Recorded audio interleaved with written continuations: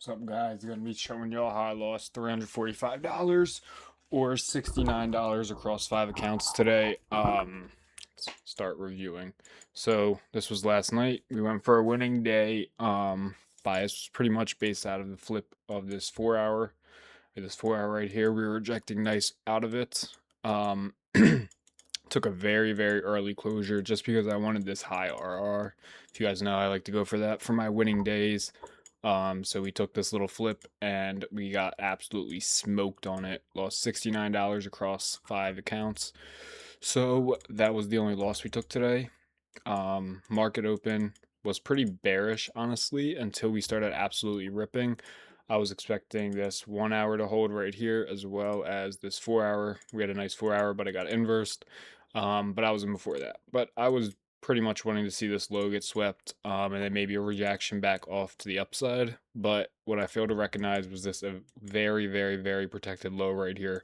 Um, swept out another low inside of a 4 hour gap. So honestly, should not have thought that that was going to get hit, and that's why I changed my bias eventually to being long to this high.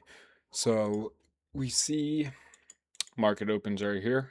This is where we start absolutely pumping, start chopping around for a little bit, and then we get a fat displacement candle. And what I like to recognize here when I'm taking my trade is my stop loss, right? The whole damn the whole point of this trade is that my stop loss will not get hit, right? That's what I play my trades off of. Strong draw and liquidity, protected stop loss. What I scaled down to on the 1 minute here. So as we can see, we put in this low after flipping. So I was expecting this low not to get taken out, right? Damn.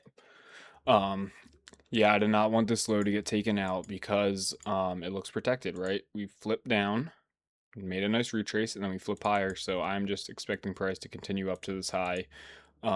We just took a 5 minute entry with that stop loss, so we ended up getting break evened on it. We went break even right here at this high.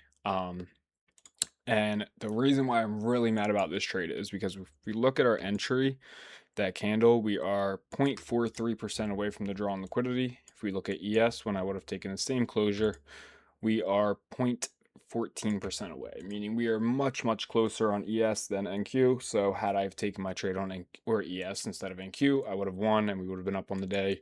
So that's definitely something that I will not forget. I normally just take the trade on the leading index, but today I was rushing to find, like, I wasn't ready for this closure. We started ripping the last minute and I didn't have my sizing right for ES because it's a lot harder to calculate like your actual position sizing.